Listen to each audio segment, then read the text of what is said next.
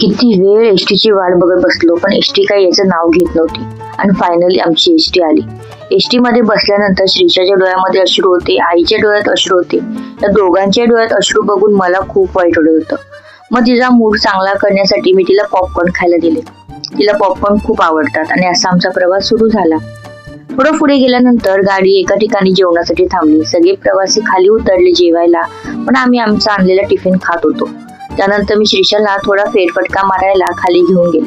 तिथे गेल्यानंतर मला एका ठिकाणी लहानपणीच्या खाऊच्या गोळ्या दिसल्या, ज्या मी लहानपणी खायची, त्या ह्या पानपरागच्या.